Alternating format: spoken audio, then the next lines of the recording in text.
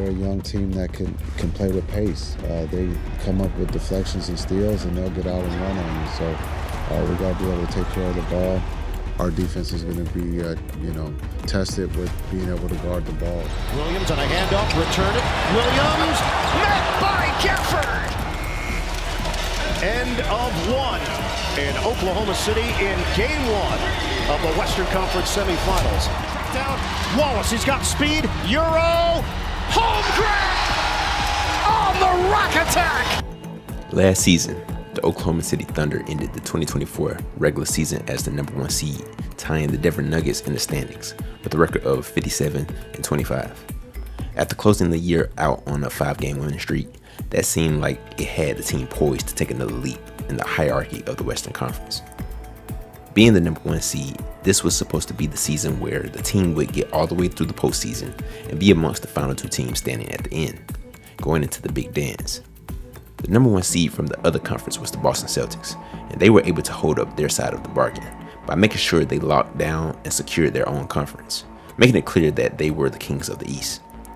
The same can't be said of the last year's OKC team. After appearing poised to take that leap into a perennial finals contender status, the team had been delayed because they ran into a player that at the time was looked at as the clear best guard in the league.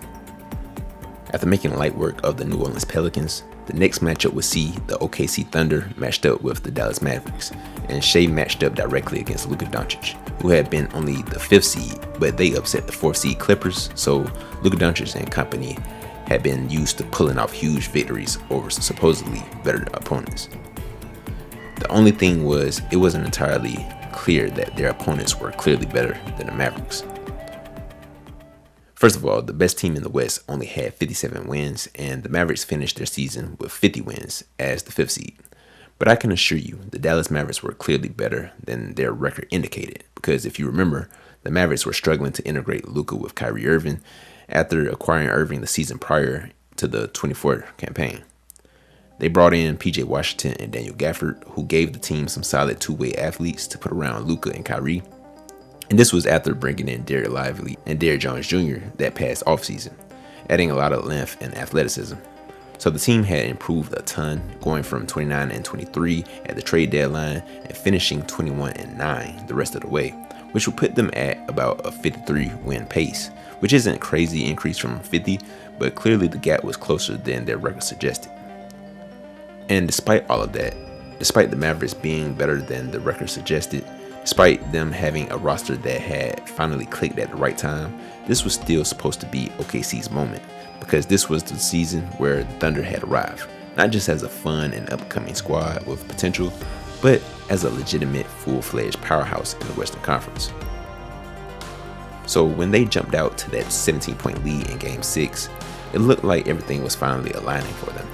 The young, hungry team that had bypassed the traditional rebuilding process, skipped the scrappy underdog phase, and thrown themselves straight into contention, was just minutes away from forcing a Game 7 on their home floor.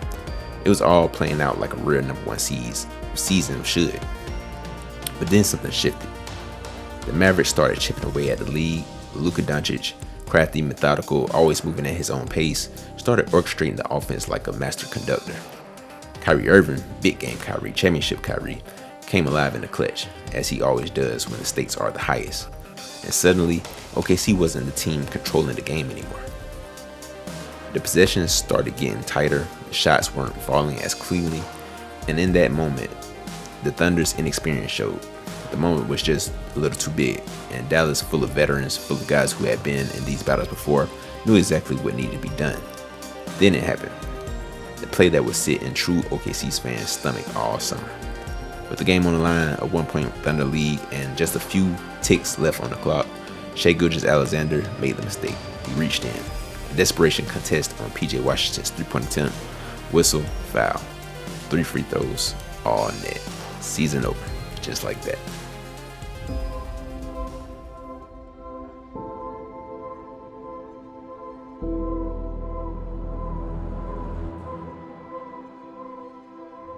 Please please don't take that light. Everybody be ready to go, and no matter what, we brothers, win, lose, or draw, man. Have each other's backs out there. Remember, at the end of the day, we are the better team. No mercy for these guys, man. Let's go together. 1, 2, 3, together. I mean, being down 17 in a closeout game isn't a position you want to be in, but that's where we found ourselves. So we had to respond the way we've been responding all season. Jones on the spot up, continues the hot streak. Like I said, I work on my game, and I trust my game. My teammates trust me. And they just put me in situations where I can get a shot off or create for others. Jones for three, good! Another big shot for Derrick Jones Jr. Back-to-back turnovers by the Thunder. Doncic waits, now fires, cans a three! I think we just stay together. We always talk on the bench, stay together, positive energy, and today was a pure example of it. Doncic fires to the corner, Jones three is on target. Boy, has he been huge this series. Everybody was concentrated. We said at the halftime we're not going back to OKC, so that's what we did. We stayed together and playing with energy. And now, after the best regular season the Thunder had since Kevin Durant and Russell Westbrook ever, after a year where they were supposed to arrive and cement themselves as the West's new dominant force, they were left walking off the court in Dallas, stunned, empty-handed, wondering what went wrong. But that's the thing. This wasn't the end for OKC. It was just a delay. Because for all the heartbreak, for all of the growing pains, this team did something most young teams don't even get close to doing. Skipping all the steps that are supposed to come before a team reaches the top. So the real question isn't what went wrong. It's how they even got here so fast in the first place, where they are by far the top team in the West in 2025, and why next year might be even better. Before we even got to this point in the Thunder's remarkable rise to the #1 challenger in the West, we have to take it back to the era I alluded to earlier, which was the KD and Westbrook era. Honestly, you could say that the Warriors dynasty directly led to the rise of this new OKC power. Obviously, after melting down against the Warriors in the Western Conference Finals, after being up 3-1, the Warriors would also infamously blow the same 3-1 lead in the finals, but that caused Kevin Durant to decide he had enough of playing with Westbrook. Me back to Oklahoma City, up 3-1, losing the series, Warriors coming back and beating you guys, and then is where all the brunt of this, I feel like, happened. People were mad that you were up 3-1, bounced, took your career in your own and your happiness in your own hands. Only losers didn't understand that. Yeah, which you're fucking supposed to, because it's a business. When they cut, trade, wave, whatever, it's a business. But when we do it, it's a problem. Yeah. You take that to the West Coast. Tell me what that transition period was like, where you were the motherfucking beloved. You were the next coming of who? I mean, like you said, you reached Hall of Fame status early. You were on the way. So tell and me people what it's like me, like people genuinely they really fuck with you, love with you. And then in a matter of and overnight moments, changing. They did. It was, see, the Warriors were so intriguing because I always, and with OKC, I played with a lot of athletes. I didn't play with a lot of skill guys, not like shooters, ball handlers. So after a while, my game started to grow. I was like, I need a change. This is before the season even started. You know what I mean? And it was like, I'm gonna play out my last season as hard as I can. And I'm not telling anybody I want to leave. I'm not packing in. I'm trying to win as much as we can and trying to end this out right. That was my thinking going in before the year. And obviously I had a few teams, but the Warriors is a team I wanted to play for because, you know, the movement they had, the passing, they led the league in assists. And when Scott Brooks is my coach, that's all we talked about is wanting to lead the league in assists. And so playing with, you know, that team, that's what I was thinking about. So when we got to the playoffs, it was just like, you know, let's see what happens. We got a young team. We beat San Antonio in 6. Like, that's a great win. That's a great win against a team that been running through people all season. And, you know, Russell had to make big shots. I had to make big shots. Andre Roberson came alive. Dion Waiters started to play well. So I'm like, all right, we get some momentum. And this Cantor was coming on. Then we get to the Warriors. It's just a whole different series. You know they're going to sell out to stop me. Meaning they're going to leave Andre Roberson. Anybody but you. I would Anybody but me. I would leave Andre Roberson too. And I'm just like... He couldn't hit a house if he was in the kitchen. Fuck you mean? I'll leave his ass He was great for our team in that series because he can guard. But he knew that he wasn't going to help us shooting threes. And everybody in the world knew that. So, and it's easy for a team to guard us when we got guys that not respect it from the three. You know what I'm saying? So I was tired of playing in that system. I was tired of like having to be the only guy that can make threes, make jump shots, and consistently make them. So my mind was already thinking about how can I develop my game more so than like the Warriors versus Thunder, that rivalry. Like even if that was a rivalry, I didn't give a fuck. I just wanted to keep developing my game. And on top of that, we only played them one time in the playoffs. So I didn't really feel like a genuine deep hate for the Warriors. You know what I'm saying? It was just like, they're a new fresh team, they on the rise, I fuck with them. And I'm gonna play hard against them. I know some of their players, it is what it is. It's like San Antonio those years when you was on the team, I didn't like y'all. Yeah, that was a rivalry. Yeah, Memphis, when we played them, I didn't like Memphis at all. Like, those are the teams we seen every year in the playoffs. The Warriors, they were just like another team to me. So me going there and playing for them, it didn't matter if we'd have won or lost the series, I wanted to play there and live in the Bay. And this would forever change the makeup of the entire conference and also deteriorate his relationship with Westbrook. The narrative had been how challenging it was to play with Westbrook because of his high volume yet inefficient style of play.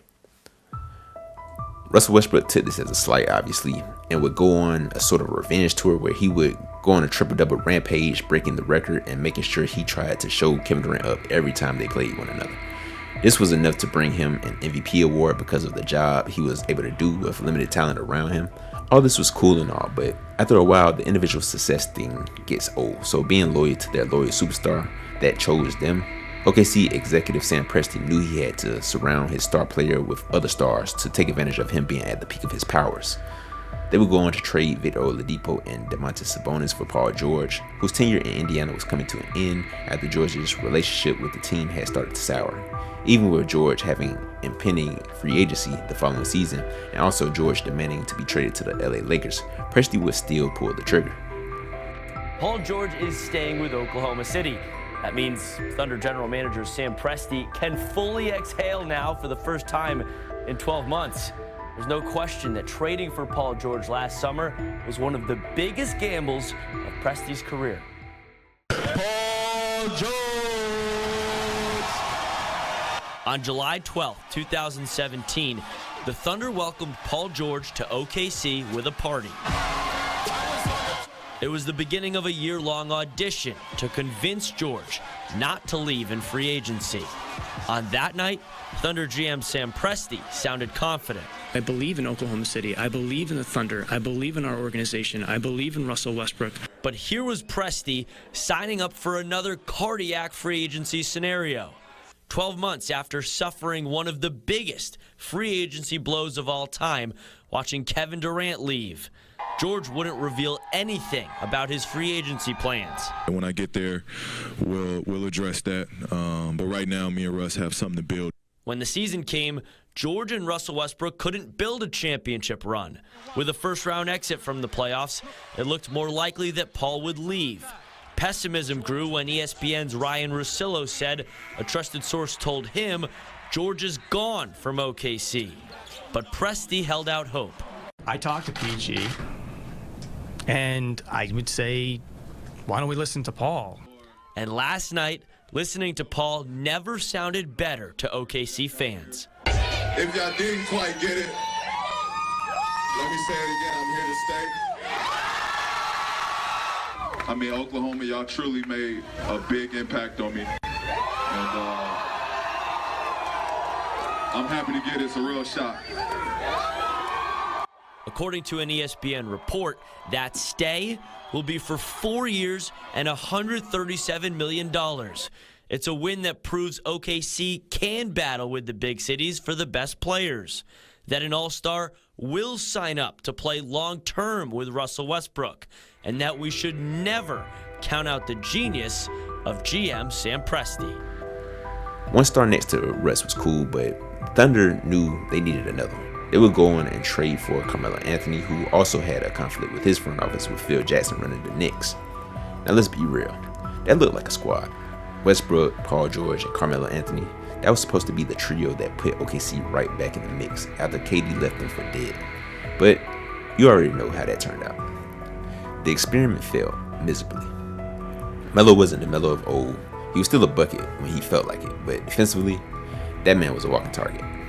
Paul George was great, but he wasn't ready to be a true number one guy. And Westbrook, he was still playing his way high energy, high usage, and high chaos. The result, first round exits, back-to-back first round exits. One to rookie Donovan Mitchell, the next Damian Lillard waving him straight into abyss. That was the final straw. That was when Sam Presti said enough. And this is where the true rebirth of OKC begins. See, most teams, when they lose a player like Kevin Durant, when they strike out on a super team attempt, when they get humiliated on a game-winning 37-footer, they panic. They make desperation moves, they scramble. Not Sam Presti. He saw the writing on the wall. He saw where the NBA was going. He saw opportunity. And what he did next was set up one of the greatest rebuilds the league has ever seen. And then, obviously, we also want to welcome some new players. So having Chris Paul return to Oklahoma City is a really unique thing. And we're really excited about what he can bring to the team, not just as a player, but also as a leader. His ball handling skills, his ability to make shots, and just, again, to have another Hall of Fame, player don the Thunder jersey in our first 12 years will be a really, really special thing for our organization, for our fans. Gallo, again, just another really talented player that we are fortunate to have. His overall skill set, his size, his understanding how to play the game.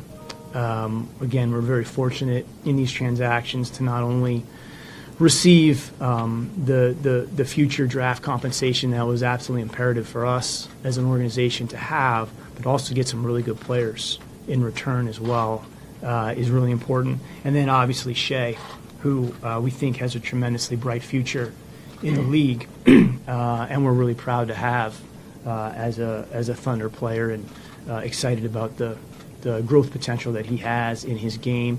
We're also really excited about just who he is as a person, and the makeup of him as a young man is something that we're really, really excited about having and adding to our organization going forward.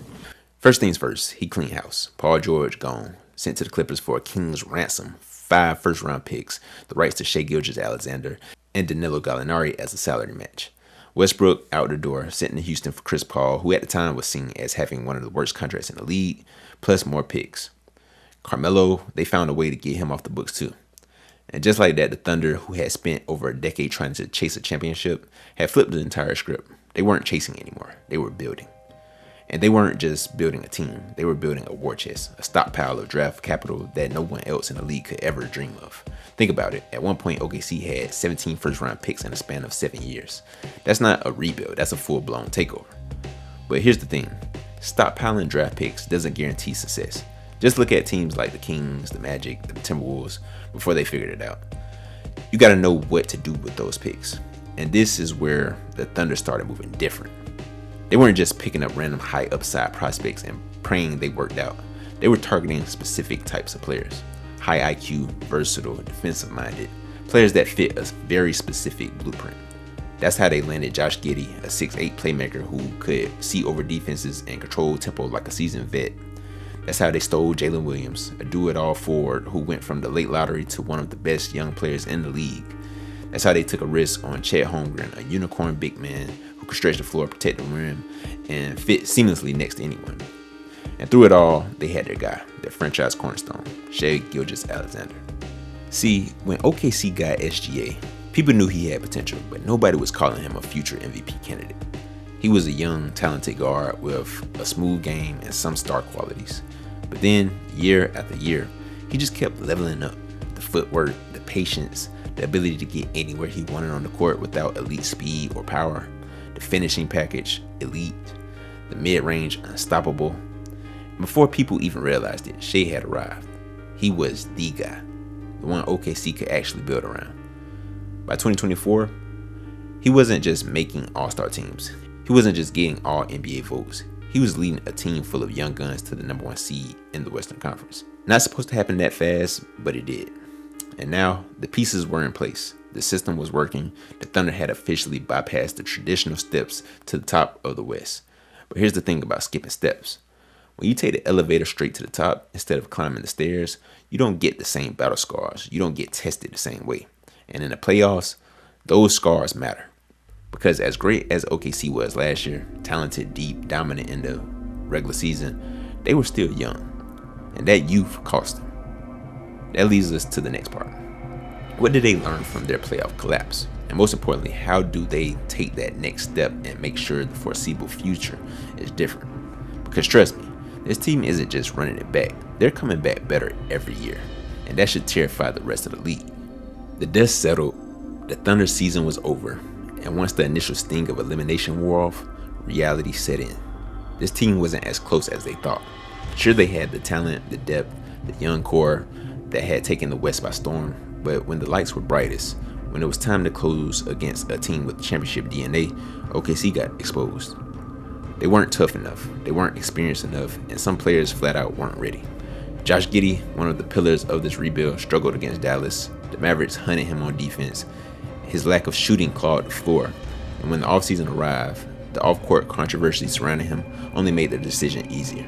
It was time to move on. OKC had to get better, had to get tougher, had to surround Shai with players who could thrive under pressure, players who could bring a championship mentality. So they made moves. In came Isaiah Hartenstein, a rugged big man who could bang down low, protect the paint, and give the Thunder a real interior presence. In came Alex Caruso, a championship-proven defender, a guy who doesn't just lock in on that end, he sets the tone. With those moves, the message was clear. OKC wasn't just a fun young team anymore. They were serious. They weren't here for regular season wins. They were here to run through the West. But here's the thing. The West is wide open. And the old Kings, they aren't done just yet. As dominant as OKC looked last season, as much as they seemed like they were taking over, there is no true king of the West. And in the middle of all of this chaos, all this madness, all this uncertainty in the Western Conference, there stands one undeniable, unshakable truth. Shai Gilgeous-Alexander is unguardable. And not in the traditional way, not in the blow by you with insane speed way, not in the just overpower you like a freight train way. No, Shai operates in his own universe, his own tempo. Nothing speeds him up, nothing throws him off his rhythm.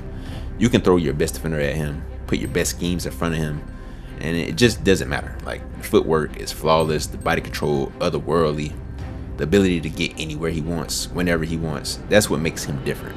You can't rush him. You can't force him into mistakes because he's the one dictating the game. And now he's stepping into his prime, armed with a roster that was built specifically to take over the West. And the scariest part, this team isn't just built to score, they're built to shut you down. This is where OKC really separates itself from the rest of the conference, because while the rest of the West is built around offensive firepower, teams loading up on multiple creators, stacking the deck with guys who can get buckets at all three levels, the Thunder, they can match that, they can counter that, and more importantly, they can stop that. Look at the landscape. Look at the teams that are supposed to be the biggest threats to OKC. The Lakers, LeBron James and Luka Doncic in the same offense, that's an avalanche of elite decision-making, size, and playmaking that should overwhelm most teams. The Warriors, still one of the most lethal shooting teams in the league with Steph Curry reloaded and a fresh supporting cast with Jimmy Butler. The Nuggets, Nikola Jokic, the greatest offensive big man of this generation, of all time probably, running an offense that picks apart teams piece by piece. Timberwolves with Anthony Edwards, rising star, plus defensive fortress behind him with Rudy Gobert. Clippers, Kawhi Leonard, James Harden, two walking mismatches in isolation. And yet, against all of them, the Thunder have an answer. This team is not just athletic, not just young, not just high energy. They are disciplined, they are connected, they are built to disrupt entire offenses. Because no matter who they go up against, no matter how many creators the opposing team throws out there, OKC has the personnel to match it. Lou Dort, the ultimate disruptor, a nightmare assignment for any perimeter star. You're not comfortable when Lou Dort is on you. You're wrestling just to get to your spots. Jalen Williams, long, strong, and deceptively quick. He's the type of wing that can switch on to anybody. Shai, don't let the scoring fool you. SGA is a problem on defense. He got the length, the instincts, and now the experience to lock in when it matters. Chet Holmgren, an eraser at the rim. Guards like a wing, protects the paint like a true 7-footer. And then you have Isaiah Hartenstein in the mix. Now we're talking.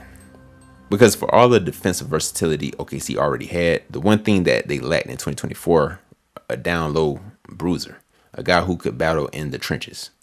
That's why Jokic was able to dominate them in the regular season. That's why teams with elite big men could get extra possessions and punish them on the glass. That's why the front office went and got Hartenstein. Now, instead of OKC scrambling to contain Jokic, they've got a real counter. Hartenstein isn't stopping Jokic. Nobody is. But he will make life very difficult. He will contest every single touch. He will body him up and force him to work. And when the game slows down in the playoffs, when every possession becomes a war, having a real defensive anchor down low is the difference between a tough loss and a statement win. That's why this isn't just another young team that's coming. This is a team that's already here. The Thunder didn't take the traditional path. They didn't have to crawl their way up from play-in status to mid-tier playoff team to an eventual contender. They jumped straight into the fire. And now, after feeling the burn of last year's heartbreak, after seeing exactly what it takes to win, when it matters, they're armed, they're equipped, and they are built to take over. Not just this season, but for the foreseeable future, as they have a stockpile of assets to last them for an eternity. So when you look at the Western Conference, when you see all of these teams gearing up for war, all of these stars forming alliances, all these contenders making their final pushes, just remember, the Oklahoma City Thunder are already standing at the top of the hill. And this time, they're not letting it slip. That said, hit that like button, hit that subscribe button, and comment down below with your thoughts. Peace.